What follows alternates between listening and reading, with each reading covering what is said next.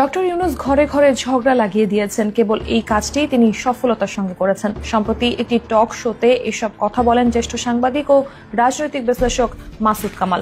আসসালামু আলাইকুম রহমতুল্লাহ। সুপ্রিয় দর্শক, আওয়ামী লীগের লেসপাঞ্ছার ইন্ডিয়ার দালাল সাংবাদিক মাসুদ কামাল তিনি ডক্টর মোহাম্মদ ইউনূসকে নিয়ে একটা বাজে মন্তব্য করেছেন। আপনারা স্ক্রিনে দেখতে পাচ্ছেন, কালের কণ্ঠ এটা নিউজ করেছে। ডক্টর ইউনূস এসেছেন জাতিকে ঐক্যবদ্ধ করার জন্য। আমি মনে করি উনি ওনার প্রধান কাজটা সাফল্যের সঙ্গে করতে পেরেছেন। তা হলো বাংলাদেশের প্রত্যন্ত অঞ্চল পর্যন্ত ঘরে ঘরে ঝগড়া লাগিয়ে দিয়েছেন উনি। আর এর জন্য দায়ী থাকবে বাংলাদেশের এই মেরুদণ্ডহীন নীরব পলিটিক্যাল পার্টিগুলো।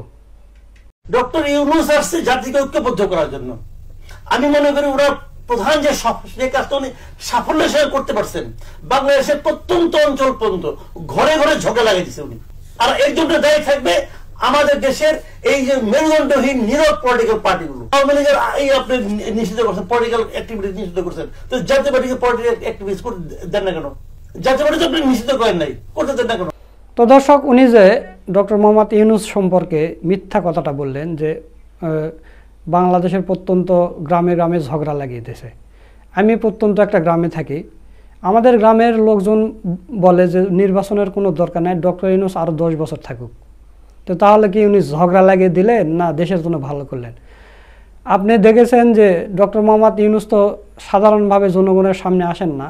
তিনি 2বার জনগণের সামনে এসেছেন, 2 ঈদে, ঈদুল ফিতরে, ঈদুল আজহায়। তো জনগণ সেখানে কি বলেছেন সেটা দেখলে তো আপনারা বুঝতে পারেন যে তিনি ঝগড়া লাগিয়ে দিয়েছেন নাকি তিনি আরও জনগণের ভালোবাসা কুড়িয়েছেন। তো এই সাংবাদিক মাসুদ কামাল এরা হচ্ছে সব সময় দালালি করে যায়। আওয়ামী লীগের সময় দালালি করে খাইছে। এ যদি ন্যায়ের পক্ষে, হকের পক্ষে থাকতো তাহলে এই আওয়ামী লীগের সময় কথা বলতে পারতো, একে গ্রেপ্তার করতো। কিন্তু না, সে আওয়ামী লীগের দালাল, এই কারণে তাই গ্রেপ্তার করেনি। আওয়ামী লীগ মনে করছে যে আমার লিজার দলের লোককে কেন গ্রেপ্তার করব, বা ভারতের এজেন্টকে আমি কেন গ্রেপ্তার করব। তো এই ভারতের এজেন্ট এখন দেশ স্বাধীন হয়ে গেছে, বুক ফুলিয়ে সে এখন ডক্টর মোহাম্মদ ইউনূস, জামাত, শিবির এদের বিরুদ্ধে কথা বলে যাচ্ছে। অথচ বিএনপি যে এতগুলো অপকর্ম করতেছে, চাঁদাবাজি করতেছে, গতকালকেই একজন মরছে, 2 গ্রুপের সংঘর্ষ লেগে এক বৃদ্ধকে মেরে ফেলছে। তো এটা নিয়ে মাসুদ কামালের কোনো বক্তব্য আছে? নেই। কেন নেই সেটা আপনারা বুঝতেই পারতেছেন। তো প্রিয় দর্শক, সাংবাদিক মাসুদ কামালকে এবার কঠিন ধোলাই করেছেন, ইতিহাসের শ্রেষ্ঠ ধোলাই করেছেন আমাদের বড় ভাই সৈয়দ মাসুক লন্ডন থেকে।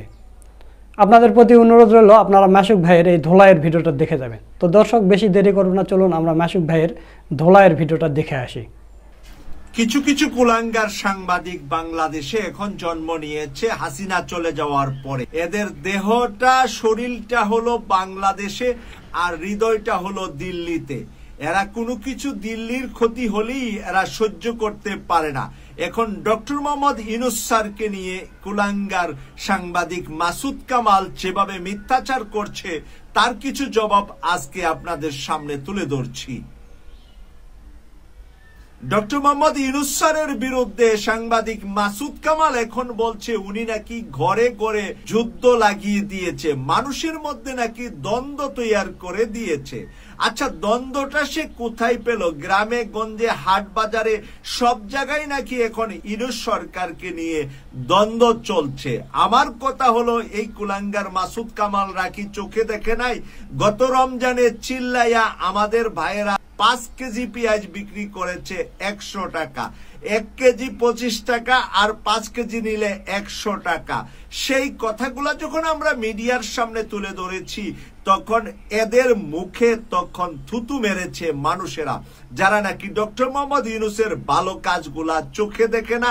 ওই মন্দ কোথায় কি আছে সেটা খোঁজার জন্য এরা দেউলিয়া হয়ে থাকে 24 ঘন্টা। হাসিনার আমলে রমজান মাস আসলে মানুষ খেত 200 টাকা কেজি পেঁয়াজ, আর 200 টাকা দিয়ে এবারে রমজানে 10 কেজি পেঁয়াজ কিনতে পেরেছে মানুষ। এরপরেও কোরবানি ঈদে পর্যন্ত আমরা দেখতে পেলাম যে সব ধরনের জিনিসপত্র মানুষের কেনার নাগালের ভিতরে রেখেছেন ডক্টর মোহাম্মদ ইউনূস স্যার। রমজানের কোরবানিতে রয়েছিল একটি সুন্দর বাজার, যেই বাজারের মূল্যটা মানুষের মাঝে কেনার মধ্যে সহনশীল ছিল। কোন ধরনের অসহনশীল কোন ঘটনা এবারের রমজানেও এরপরে কুরবানির ঈদেও ঘটে নাই, কিন্তু এইগুলা এদের ভালো লাগে না। এরা তো রমজান আর ঈদ করে না, এরা ঈদের দিন মুরগ পোলাও খা। যেরকম হাসিনার পোলা আমেরিকা থেকে দিল্লি এসে মার সাথে কুরবানির ঈদের দিন মুরগ পোলাও খেয়েছে। এই কথাটা আমি ঈদের পরপর একটা ভিডিওতে বলেছিলাম। ওরা তো মুরগ পোলাওই খাবে, কারণ ওরা তো কুরবানি দেয় না, বা কুরবানি দেওয়াটা ওরা কোনো এদের নিজস্ব অনুভূতির ভিতরে নাই যে কুরবানিটা আসলে কেন দিতে হবে আমাকে। এরকম কুলাঙ্গার মাসুদ কামাল এরা গরুর মাংস খায় ঠিকই, কুরবানির মাংস খায় ঠিকই, কিন্তু এরা আসলে রিয়েল কুরবানি দেওই না মানুষ না। পশ্চিম দিকে মাঝে মাঝে হঠাৎ করে হুচুট খা, কিন্তু নিয়মিত পশ্চিম দিকে যে মাথা নোয়াতে হয় এই কথাটা এদের জানা নাই। এই কারণে আমি বলছি যে এই কুলাঙ্গার মাসুদ কামালরা ডক্টর মোহাম্মদ ইউনূস স্যার এমনটা কি করলো যে সে টক শোতে এসে দিব্যি একেবারে মানে সাংবাদিক হিসাবে নিজেকে পরিচয় দিয়ে বলছে যে ডক্টর মোহাম্মদ ইউনূস রাজনীতিতে এখন কি করেছে, ঘরে ঘরে বিবাদ সৃষ্টি করে দিয়েছে। যখনই তারেক রহমানের সাথে ডক্টর মোহাম্মদ ইউনূস স্যারের একটি বৈঠক হয়ে গেল, তখন এদের মাথাটা পুরা নষ্ট হয়ে গিয়েছে। কেননা মাথাটা নষ্ট হয়েছে, এর আগে জামাতের সাথে এরা ঝগড়াটা বাজায় রাখার জন্য চেষ্টা করেছিল। ডক্টর মোহাম্মদ ইউনূস স্যার জামাতের আমিরের সাথে আরো 1 মাস আগে পার্সোনাল বৈঠক করেছে। দ্বিতীয় পার্সোনাল বৈঠকটি করেছে তারেক রহমানের সাথে লন্ডনে 1 সপ্তাহ আগে। তারেক রহমানের সাথে বৈঠকটার ভিতরে শেষ হওয়ার পরপর আমরা দেখতেছি যে জামাত এবং বিএনপির ভিতরে যে দূরত্বটা ছিল তা অনেকটাই কমে এসেছে। ইতিমধ্যে আপনারা দেখেছেন সংস্কার কমিশনের বৈঠকে ডাক্তার সৈয়দ আব্দুল্লাহ মোহাম্মদ তাহেরের হাত কিভাবে চেপে ধরেছেন বিএনপি নেতা, যেই নেতাকে নিয়ে আমরা ভারত থেকে এসেছে, ভারতের প্রেসক্রিপশনে চলছে, ভারতীয় কথাবার্তা বলছে, ভারত নিয়ে বেশি ভাবছে, সেই নেতাই সেই সালাউদ্দিন আহমেদই সেই কাজটা করলেন। যেভাবে হাত চেপে ধরলেন মনে হয় খুব ঘনিষ্ঠ বাজনের হাত চেপে ধরলেন, আবার নাহিদের হাত টেনে এনেও সালাউদ্দিন সাহেব একসাথে 3টা হাত একটা হাতের উপরে একসাথে রাখলেন, মানে আমরা 3টা শক্তি এখন একসাথে আছি। এই কথা কিন্তু সংস্কার কমিশনের মিটিং এ গত 3 দিন আগে আপনারা দেখতে পেয়েছেন। আজকে আরো কিছু তথ্য আমি দিচ্ছি যে জনাব তারেক রহমানের সাথে যখন ঐক্য হয়ে গেল, ডক্টর মোহাম্মদ ইউনূস স্যারই করে দিলেন জামাত এবং বিএনপি কে ঐক্যের বিকল্প নাই। বিষয়টা ইউনূস স্যারও পরিষ্কার করে দিলেন যে ভারতের বিরুদ্ধে আপনারা রাজনীতি করবেন আর আপনাদের নিজেদের ভিতরে দ্বন্দ্ব থাকবে, তাহলে ভারত তো আপনাদেরকে খান খান করে ফেলবে সুযোগ পেয়ে। আলাদা আলাদা ভাবে খান খান তো অলরেডি করেছে, জামাতকে করা শেষ করে বিএনপিকে করা শুরু করেছিল। শুরুর মাঝখানেই হাসিনা শেষের দিকে এসে বিদায় নিয়েছে। আর কিছুটা দিন সময় পেলে বিএনপির কত হাজার মায়ের বুক খালি হতো, সেটা হয়তো আমাদেরকে আজকে পর্যন্ত অপেক্ষা করলে হাসিনা থাকলে অনেক কিছু আমাদের দেখা লাগতো। ডক্টর শফিকুল ইসলাম মাসুদ একই সাথে তারা জগন্নাথ বিশ্ববিদ্যালয়ের একটি অনুষ্ঠানে গিয়েছেন।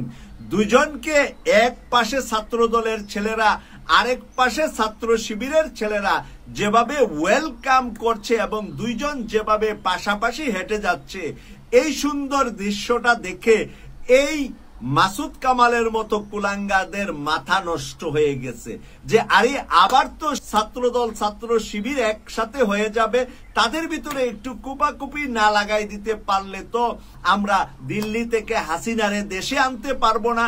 ওই দিল্লি থেকে যেই কুলাঙ্গাররা হাসিনাকে দেশে আনতে চা, আবার দেশের ভিতরে একটা অরাজকতা তৈরি করে হাসিনাকে একটা স্পেস দিতে চা, দেশের ভিতরে একটা অরাজকতা সৃষ্টি করে আওয়ামী লীগের কিছু লোককে সংসদে পাঠাতে চা, এদের মধ্যে অন্যতম একজন হলো সাংবাদিক মাসুদ কামাল। মাসুদ কামালের মুখোশটা উন্মোচন হয়েছে 5ই আগস্টের পরে। 5ই আগস্টের আগে কিন্তু এই মাসুদ কামালকে আমরা চিনতে পারি নাই। আমার সাথে কিন্তু মাসুদ কামালের ভালো সম্পর্ক ছিল 5ই আগস্টের আগে। আমার অনেক অনুষ্ঠানে মাসুদ কামাল যোগদান করেছে এবং আমাকে অনেক সময় ফোন করে অনেক সুন্দর পরামর্শমূলক কথাও বলেছে। আমি তো বুঝতেই পারি নাই সে যে রয়ার এজেন্ট বা ভারতীয় প্রেতাত্মার একটা বাচ্চা, এটা তো আমি বুঝতেই পারি নাই। যখন 5ই আগস্টের পরে তার কথাবার্তা ঘোরা শুরু করে দিয়েছে, চেঞ্জ করা শুরু করে দিয়েছে, আজকে ডক্টর ইউনূস স্যারকে নিয়ে বলছে, কালকে জামাতকে নিয়ে বলছে, পরশু বিএনপিকে আবার একটু তেল মারছে, সবকিছু মিলে দেখি যে তার সবকিছুর ভিতরে একটা শয়তানির শখ আছে। ইবলিশ শয়তান যেরকম জিরাপির পেছে পায়খানা করে, সে তার পেটের ভিতরেও, মাসুদ কামালের পেটের ভিতরেও দেখলাম দুনিয়ার জিরাপির পেস। এই দুনিয়ার জিরাপির পেস্টটা বের হয়ে আসছে ইতিমধ্যে। আপনারা হয়তো গত 6 মাসের তার কথার ভিতরে বেশি পরিষ্কার হয়েছেন। হাসিনা যাওয়ার সাথে সাথে এতটা বলে নাই।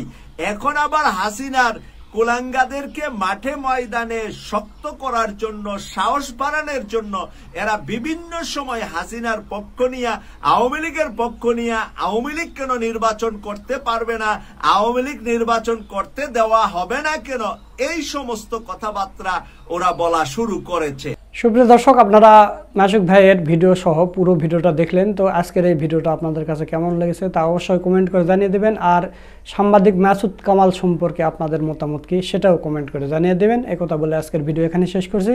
সকলকে ধন্যবাদ। আসসালামু আলাইকুম ওয়া রাহমাতুল্লাহ।